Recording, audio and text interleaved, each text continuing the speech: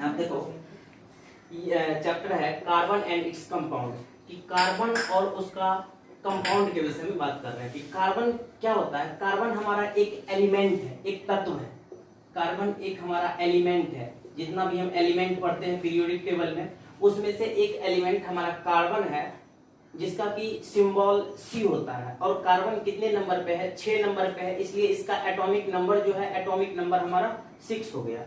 अब किसी भी चीज का एटॉमिक नंबर से क्या संबंध है? तो एटॉमिक नंबर बराबर होता है हमारा कि किसी भी चीज, किसी भी एलिमेंट का जो एटॉमिक नंबर होगा उसमें नंबर ऑफ प्रोटॉन की संख्या बराबर होगा। किसी भी एलिमेंट में जितना प्रोटॉन की संख्या होगा वही उसका एटॉमिक नंबर बनेगा। और पहले से ये बात भी हम जानते हैं कि किसी भी एलिमेंट में जितना नंबर ऑफ प्रोटॉन होगा उसमें उतना ही नंबर ऑफ इलेक्ट्रॉन भी होगा। तो हम यहाँ पे एटॉमिक नंबर को कह सकते हैं कि यहाँ पे इसका एटॉमिक नंबर 6 है। इसका मतलब नंबर ऑफ प्रोटॉन जो है, इसमें नंबर ऑफ प्रोटॉन बराबर 6 है और नंबर ऑफ इलेक्ट्रॉन बराबर भी इसमें 6 होगा, क्योंकि जितना प्रोटॉन का संख्या उतना ही हमारा इलेक्ट्रॉन का संख्या। और मास नंबर हमारा 12 है। मास नंबर क्या होता है? मास नंबर किसको कहते हैं? तो हमारा मास नंबर होता है कि किसी भी एलिमेंट में प्रोटॉन की संख्या, किसी भी एलिमेंट में इलेक्ट्रॉन प्लस न्यूट्रॉन, इस दोनों संख्या को जब हम जोड़ते हैं तो हमारा मास नंबर निकलता है। मतलब कार्बन का मास नंबर 12 है। इसका मतलब इसमें 6 इलेक्ट्रॉन है और 6 न्यूट्रॉन है। इलेक्ट्रॉन 6 है, इससे पता चला कि ये इसका एटॉमिक नंबर 6 है। तो एटॉमिक नंबर 6 है मतलब उसमें इलेक्ट्रॉन का संख्या जो है 6 है, क्योंकि प्रोटॉन का संख्या 6 है और जितना प्रोटॉन का संख्या उतना ही इलेक्ट्रॉन का संख्या। और मास नंबर जब इसका 12 है तो मास नंबर में हमारा इलेक्ट्रॉन का संख्या और न्यूट्रॉन का संख्या दोनों को जोड़ते हैं तो हमारा मास नंबर निकलता है। इसका मतलब इसमें 6 इलेक्ट्रॉन है, 6 प्रोटॉन है और 6 न्यूट्रॉन है। तो कार्बन का ये एक गुण होता है कि कार्बन में हम देख रहे हैं कि कार्बन हम क्यों पढ़ते हैं और कार्बन में क्या विशेषता है इसका। तो इसका सबसे पहला विशेषता यहाँ पे देखो कि इसमें इलेक्ट्रॉन का संख्या जो है, इलेक्ट्रॉन का संख्या भी 6 है। इसमें प्रोटॉन का संख्या भी 6 है और इसमें न्यूट्रॉन का संख्या भी 6 है, न्यूट्रॉन भी 6 है। तो इसका सबसे पहला ये बात है कार्बन का कि कार्बन में इलेक्ट्रॉन, प्रोटॉन और न्यूट्रॉन तीनों हमारा क्या है? सेम है। 6 इलेक्ट्रॉन, 6 प्रोटॉन और 6 न्यूट्रॉन। और जब इसका हम इलेक्ट्रॉनिक कॉन्फ़िगरेशन निकालेंगे, जब हम इलेक्ट्रॉनिक कॉन्फ़िगरेशन का बात करेंगे कि इसका इलेक्ट्रॉनिक कॉन्फ़िगरेशन क्या होगा, तो इलेक्ट्रॉनिक कॉन्फ़िगरेशन निकालेंगे तो ये हो जाएगा 2 और 4। तो इसमें 4 जो है, ये 4 इसका आउटर मोस्ट ऑर्बिट है। 4 आउटर मोस्ट ऑर्बिट, मतलब आउटर मोस्ट ऑर्बिट में जो है नंबर ऑफ इलेक्ट्रॉन कितना है? 4 है। सबसे बाहरी कक्षा में 4 इलेक्ट्रॉन है और सबसे बाहरी कक्षा में जितना इलेक्ट्रॉन होता है वही हमारा वैलेंसी कहलाता है। तो हम लिख सकते हैं कि कार्बन का जो वैलेंसी होगा वो 4 होगा। और 4 को हम साइंस की भाषा में कहते हैं टेट्रा, TETRA, टेट्रा।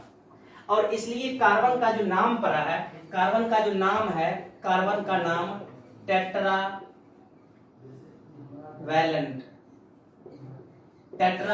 इसका नाम पड़ा। वैलेंट मतलब वैलेंसी और टेट्रा मतलब 4। ये 4 वैलेंसी वाला, जिसका वैलेंसी 4 होगा ऐसे को हम क्या कहते हैं? टेट्रा वैलेंट कहते हैं, जो कि हमारा कार्बन है। कार्बन हमारा टेट्रा वैलेंट है क्योंकि कार्बन का वैलेंसी जो है 4 है। ये वैलेंसी 4 कैसे है? तो इलेक्ट्रॉनिक कॉन्फ़िगरेशन करके हमने देखा कि इसका वैलेंसी 4 है। उसके बाद कार्बन को एक और नाम दिया गया, जो दूसरा नाम कार्बन का है, दूसरा नाम इसका दिया गया टेट्रा कोवैलेंट या कोवैलेंसी।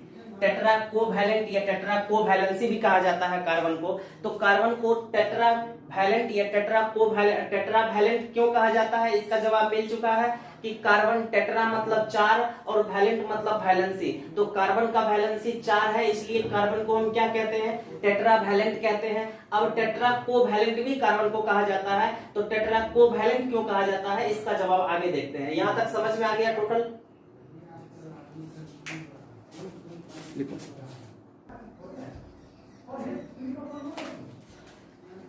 Tetra covalent. अब टेट्रा कोवैलेंट क्यों कहा जाता है कार्बन को टेट्रा कोवैलेंट, इसको देखते हैं। उससे पहले एक पॉइंट देखते हैं, एक पॉइंट उससे पहले देखते हैं कंपाउंड को।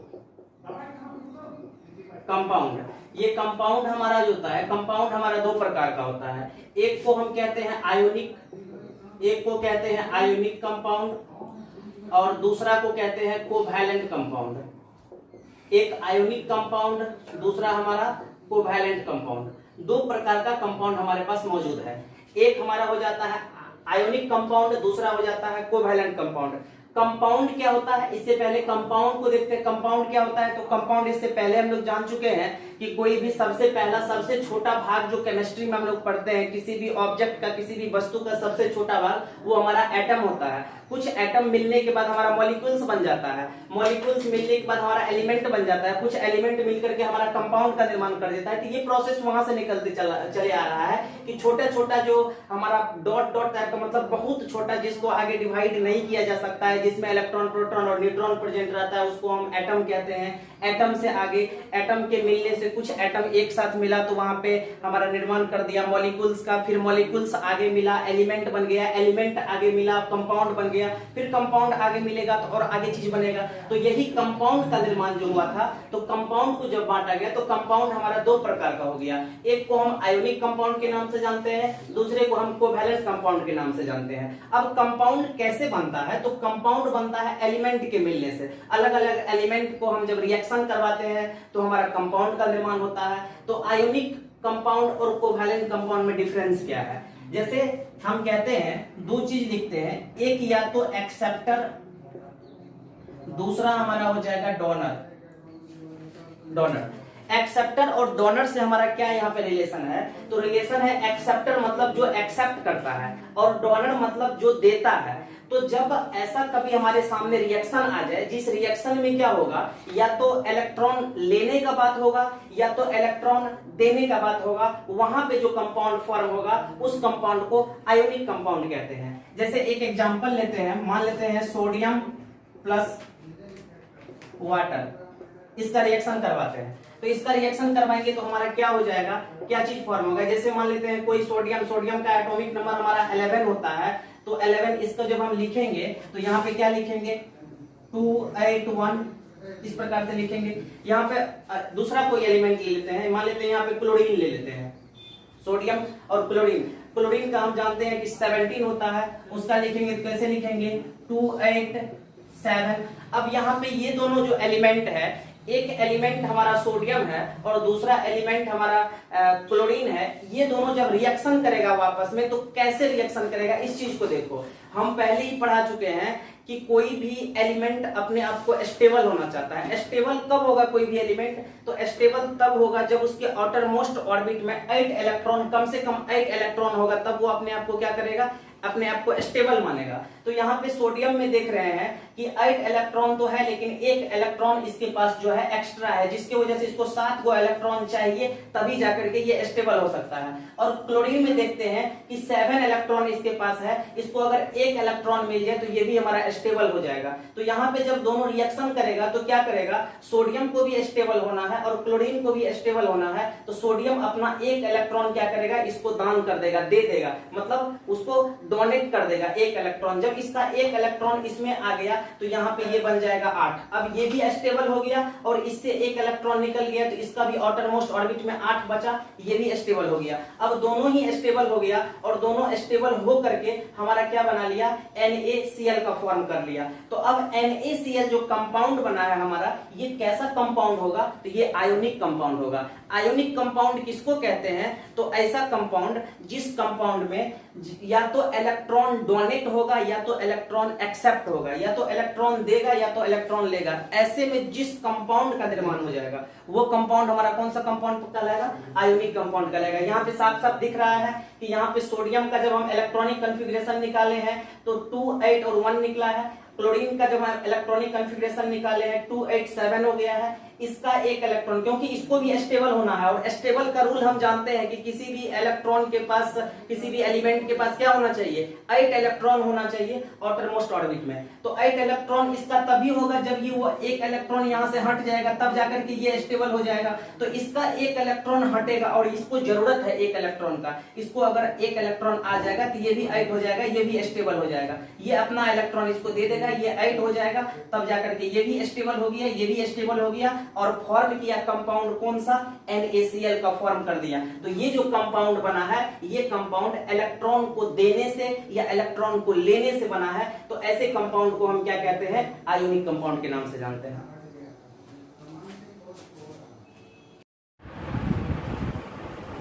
तो आयोनिक कंपाउंड को देखें, आयोनिक कंपाउंड किसको बोले, तो ऐसा कंपाउंड जिस कंपाउंड, जो कंपाउंड फॉर्म होता है इलेक्ट्रॉन के या तो एक्सेप्ट करने से या डोनेट करने से, जो कंपाउंड हमारा बनता है, ऐसे कंपाउंड को हम कहते हैं आयोनिक कंपाउंड। और कोवैलेंट कंपाउंड किसको कहते हैं, तो ऐसा कंपाउंड जिस कंपाउंड में शेयर करने से हमारा कंपाउंड बनता है।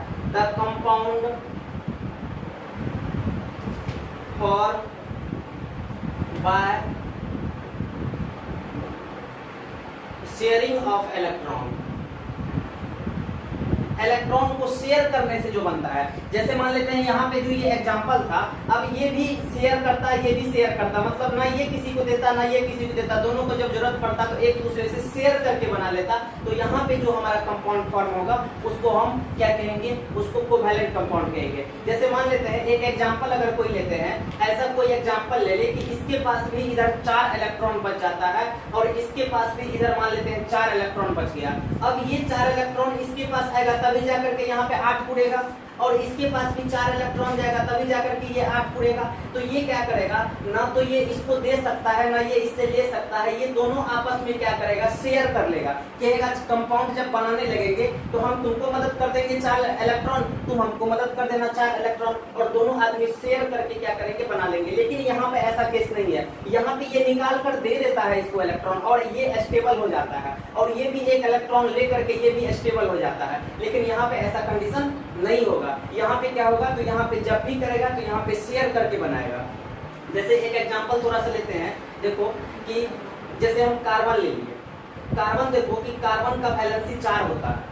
अभी तुरंत हम पीछे देखे थे कि कार्बन का वैलेंसी 4 होता है। अब इसको कार्बन से जोड़ना है, तो कार्बन से जोड़ना है, इसका वैलेंसी क्या हो जाएगा, हमारा 4 हो जाएगा। तो अब ये दोनों मान लेते हैं कि अब कार्बन कार्बन से अगर मान लेते हैं जुटेगा, तो इसके पास भी 4 इसके पास भी 4, तो कोई भी स्टेबल है नहीं। ये इसको क्या करेगा, जब ये स्टेबल होने लगेगा तो 4 दे देगा, तो इसको भी 8 उड़ जाएगा, और ये जब स्टेबल होने लगेगा तो इसको दे देगा 4, ये 8 उड़ जाएगा। तो मतलब दोनों कैसे हमारा कर रहा है, मतलब सीधा समझना है कि कोई भी कंपाउंड जिस कंपाउंड में शेयर करने से, कि मतलब उसको जरूरत पड़ा तो उसको दे दिया, इसको जरूरत पड़ा तो इसको दे दिया, शेयर करने से जब इलेक्ट्रॉन बनता है। यहाँ पे शेयरिंग नहीं हो रहा है, यहाँ पे डोनेट या एक्सेप्ट हो रहा है, या तो ले लिया या तो दे दिया। लेकिन यहाँ पे लेने और देने का बात नहीं है, यहाँ पे सिर्फ शेयर होगा, साझेदारी होगा, कि उसको जरूरत पड़ रहा है तो उसको शेयर कर दिया, इसको जरूरत पड़ रहा है तो इसको शेयर कर दिया। ऐसे जो कंपाउंड फॉर्म होगा उस कंपाउंड को हम कहेंगे हमारा कोवैलेंट कंपाउंड है। तो अब आगे बात करते हैं इसमें कि अब हमारा आंसर निकल करके यहाँ पे सामने आता है कि हम क्यों कहते हैं कार्बन को टेट्रा कोवैलेंट क्यों कहते हैं। टेट्रा, टेट्रा मतलब होता है क्या, पता है, टेट्रा मतलब होता है 4, और कोवैलेंट मतलब क्या होता है, कोवैलेंट कंपाउंड अभी हम देखे हैं कि शेयरिंग ऑफ इलेक्ट्रॉन। तो ये क्या करेगा, ये हम जानते हैं शेयरिंग ऑफ इलेक्ट्रॉन। कोवैलेंट क्या होता है, शेयरिंग ऑफ इलेक्ट्रॉन, इलेक्ट्रॉन को शेयर करना ही हमारा कोवैलेंट कहलाता है। तो कितना इलेक्ट्रॉन का शेयर करना, तो 4 इलेक्ट्रॉन का शेयर करना। तो जब बात आएगा 4 का, तो 4 मतलब टेट्रा, और जब बात आएगा शेयरिंग करने का इलेक्ट्रॉन का, मतलब जब कंपाउंड बन रहा है तो शेयर करके कंपाउंड बन रहा है, तो ऐसा काम करता है हमारा कौन, कार्बन। कार्बन के पास ये गुण होता है कि कार्बन 4 इलेक्ट्रॉन शेयर करके कंपाउंड बनाता है, इसलिए कार्बन का नाम क्या पड़ा है, टेट्रा कोवैलेंट नाम पड़ा है। उसके बाद आगे इसका और गुण देखते हैं कि कार्बन के पास और भी गुण होता है, वो गुण कौन सा है।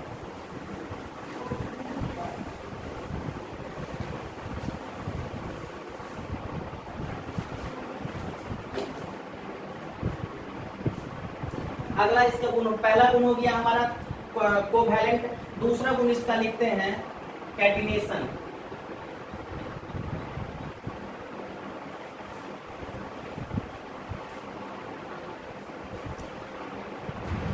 कैटिनेशन, ये कैटिनेशन भी हमारा कार्बन का एक गुण होता है। कार्बन ढेर सारा कंपाउंड बनाता है, जैसे क्वेश्चन पूछता है सबसे पहला कि कार्बन ढेर सारा कंपाउंड बनाता है, किसी के भी साथ वो कार्बन क्या करता है, अपना जुट करके और कंपाउंड बना लेता है। जितना भी पदार्थ हमारे पास देखते हैं मैक्सिमम पदार्थ हमारे पास कार्बन से बना हुआ है। तो कार्बन क्यों ढेर सारा कंपाउंड बनाता है, क्योंकि कार्बन के पास ढेर सारा गुण होता है। कौन कौन गुण होता है, तो सबसे पहला गुण हम पढ़े कार्बन का कि कार्बन जो होता है टेट्रा कोवैलेंट होता है, 4 इलेक्ट्रॉन शेयर करके बनाता है। कार्बन का दूसरा गुण जो होता है कैटिनेशन होता है। कैटिनेशन किसको कहते हैं, तो कैटिनेशन एक ऐसा प्रोसेस होता है जिसमें डायरेक्ट बॉन्डिंग होता है, उसको हम कैटिनेशन कहते हैं। कैटिनेशन का परिभाषा लिखना है कि the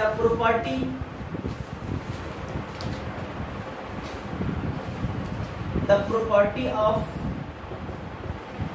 direct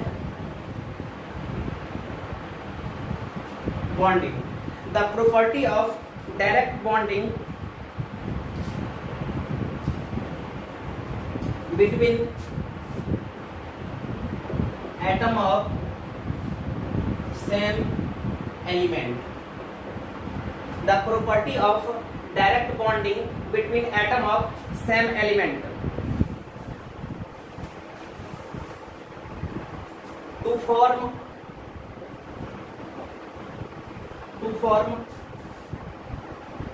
chain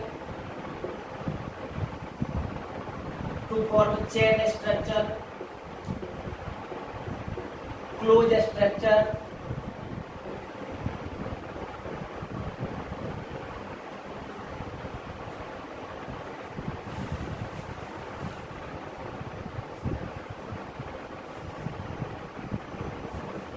to form chain structure, closed structure या ब्रांचेज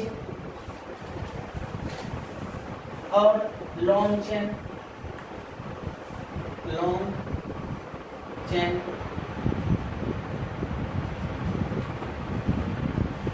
दिस प्रॉपर्टी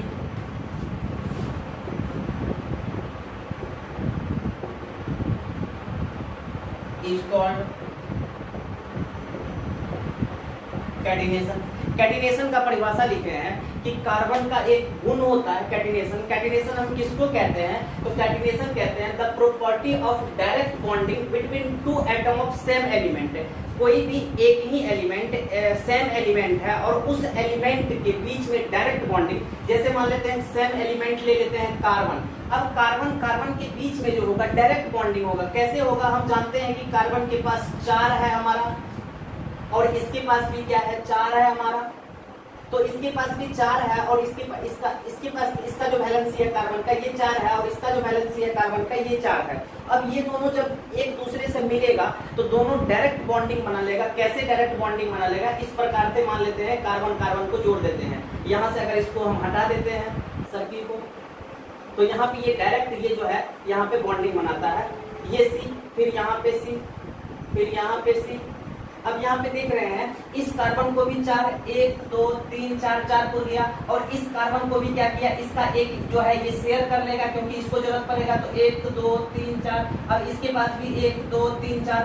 तो जैसे देख रहे हैं कि एक कार्बन का एक एलिमेंट दूसरे एलिमेंट से जुट रहा है तो डायरेक्ट यहाँ पे बॉन्डिंग बना रहा है, डायरेक्ट बॉन्डिंग कर रहा है, डायरेक्ट यहाँ पे एक दूसरे से बॉन्ड बना रहा है। तो ऐसा काम जो है कार्बन के पास ऐसा गुण होता है कि कार्बन अपने ही एलिमेंट के साथ वो क्या करता है, डायरेक्ट बॉन्ड बना लेता है और डायरेक्ट बॉन्ड बना करके या तो एक लंबा सा चेन क्रिएट कर देता है, एक लंबा सा चेन क्रिएट कर देगा, या तो ब्रांच बना लेता है। ब्रांच किसको कहते हैं, शाखा। जैसे अब नीचे कार्बन आ जाएगा, अब नीचे आ गया यहाँ पे, फिर नीचे आ जाएगा यहाँ पे, तो ये ब्रांच हो गया। या क्लोज स्ट्रक्चर बना लेता है। क्लोज स्ट्रक्चर क्या, मान लेते हैं यहाँ पे कार्बन आ गया, यहाँ पे कार्बन आ गया इस प्रकार से। अब यहाँ पे एक कार्बन को दे देंगे, इस प्रकार से ये क्या होगा, एक क्लोज एक बंद जैसा फिगर लगेगा। तो कहता है कि ऐसा गुण जिस गुण के वजह से एक ही प्रकार का एटम के बीच में डायरेक्ट बॉन्डिंग होता है और वो डायरेक्ट बॉन्डिंग बन करके या तो कैसा स्ट्रक्चर बनेगा, या तो चेन स्ट्रक्चर बनेगा, क्लोज स्ट्रक्चर बनेगा, या ब्रांचेज हो जाएगा जैसे इसको हम ब्रांचेज कहेंगे, या लॉन्ग चेन बनेगा जैसे लंबा सा चेन बन गया। तो ये सब किसी भी प्रकार का जो ये स्ट्रक्चर फॉर्म होता है ये डायरेक्ट बॉन्डिंग होता है और सेम एलिमेंट के बीच में होता है। ऐसा नहीं है कि यहाँ पे कार्बन और ऑक्सीजन के बीच में हो रहा है। मतलब सेम एलिमेंट करने का मतलब अगर कार्बन हम एलिमेंट लिए तो दूसरा एलिमेंट भी हमारा कार्बन ही होगा, और कार्बन कार्बन के बीच में डायरेक्ट बॉन्डिंग हो रहा है, तो ऐसे बॉन्डिंग को हम, इस प्रॉपर्टी को, इस गुण को जो हम कहते हैं कैटिनेशन कहते हैं, जो कि कार्बन के पास मौजूद होता है, दूसरे के पास नहीं। कार्बन के पास ये गुण मौजूद है कैटिनेशन का कि वो अपने ही एलिमेंट के साथ डायरेक्ट बॉन्डिंग करता है, तो इस गुण की वजह से कार्बन इतना सारा कंपाउंड फॉर्म करता है। और अगला गुण देखते हैं कार्बन का, अगला गुण क्या है?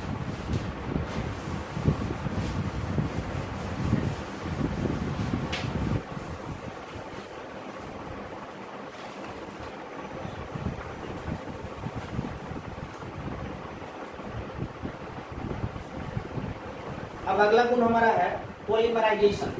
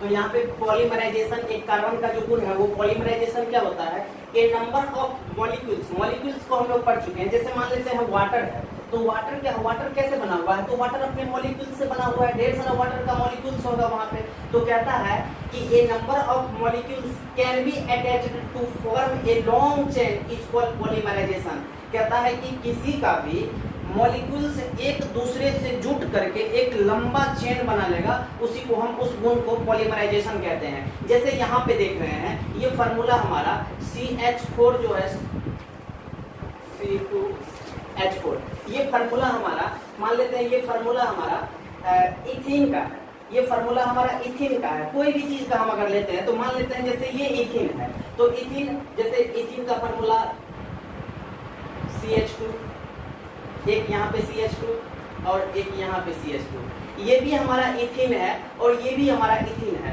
तो मान लेते हैं इथीन का ये एक मॉलिक्यूल्स इथीन का ले लेते हैं, और फिर यहाँ पे मॉलिक्यूल्स इथीन का ले लेते हैं। तो ये जो है, ये दोनों ही मॉलिक्यूल्स इथीन का भी, ये भी हमारा इथीन भी है, ये मेथ,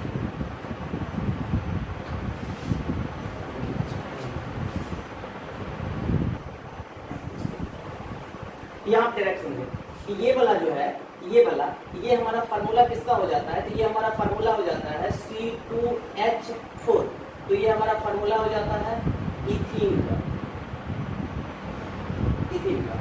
तो अब कहता है कि इथीन का मॉलिक्यूल्स जो है फिर अपने इथीन के मॉलिक्यूल्स से मिलते जाएगा, कि मतलब जो किसी का भी मॉलिक्यूल्स, चाहे जैसे हम इथीन का ले रहे हैं, या मान लेते हैं मिथाइल का ले ले, या प्रोपाइल का ले ले, ब्यूटाइल का ले ले, कोई भी चीज ले लेते हैं, तो उसका मॉलिक्यूल्स क्या करता है, अपने मॉलिक्यूल्स के साथ जुटते जाता है। जैसे ए नंबर ऑफ मॉलिक्यूल्स, जितना मन चाहे उतना मॉलिक्यूल्स, कोई फिक्स नहीं है कि एक मॉलिक्यूल्स या दो मॉलिक्यूल्स, लाखों, 10, 20, 50 मॉलिक्यूल्स क्या होगा, आपस में एक दूसरे से जुटते जाएगा, एक दूसरे से जुटते जाएगा, और जुट करके क्या करेगा, एक लंबा चेन का निर्माण कर लेगा।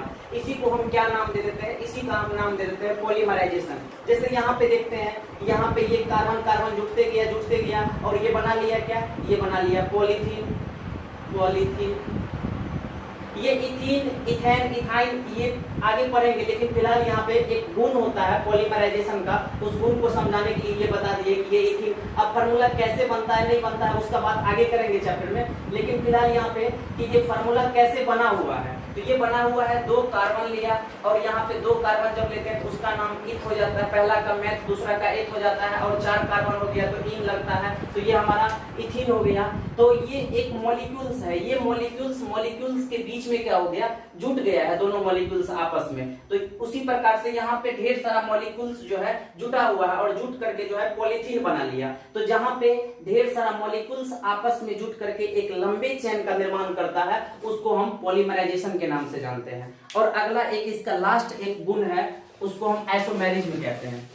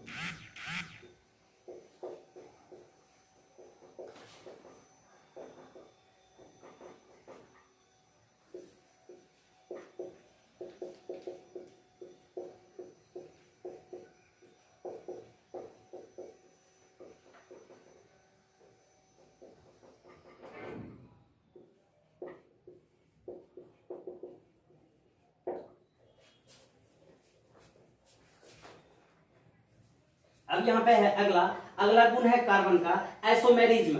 आइसोमेरिज्म क्या होता है, तो the compound of carbon having same molecular formula but different structure. ऐसा मतलब मॉलिक्यूल कार्बन का जिसका मॉलिक्यूलर फार्मूला क्या होता है, सेम होता है, लेकिन स्ट्रक्चर अलग अलग होता है, उस गुण को हम आइसोमेरिज्म कहते हैं। जैसे एक एग्जांपल लेते हैं, हमने ले लिया एग्जांपल पेंटेन का। तो इसका जब हम बनाएंगे तो हमारा कुछ इस प्रकार के बनेगा।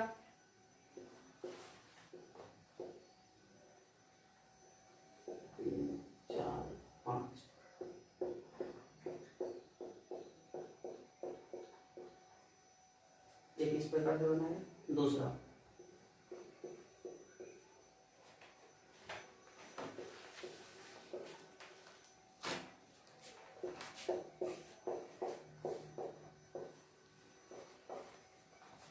तीसरा इधर बना देते हैं।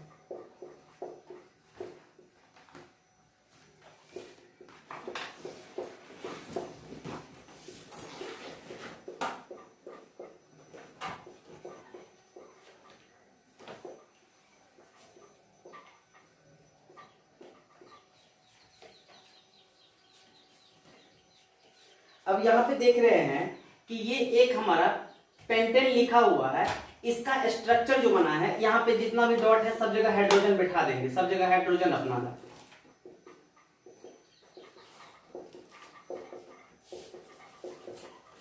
सब जगह हाइड्रोजन हमारा बैठा हुआ है।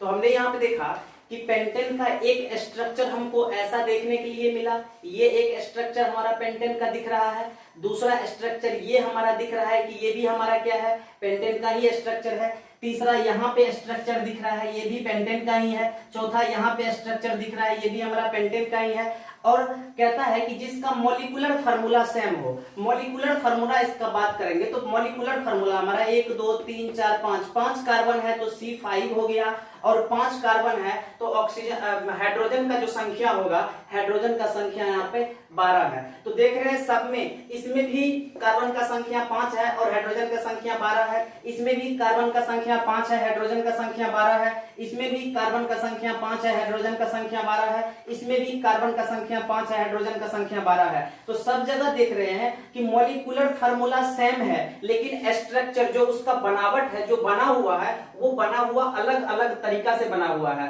और अलग अलग तरीका से बनेगा तो अलग अलग हमारा क्या होगा, अलग अलग हमारा सब्सटेंस बनेगा, अलग अलग वस्तु बनेगा, निर्माण होगा। तो इस प्रकार का जो गुण होता है, वो गुण सिर्फ और सिर्फ कार्बन फॉर्म करता है कि कार्बन मॉलिक्यूलर फार्मूला सेम होता है और उसका स्ट्रक्चर जो है डिफरेंट होता है। और इस गुण को क्या कहते हैं, तो इस गुण को आइसोमेरिज्म कहते हैं। इस प्रकार से कार्बन का ढेर सारा गुण होता है, जिसमें सबसे पहला गुण देखें टेट्रा कोवैलेंट था।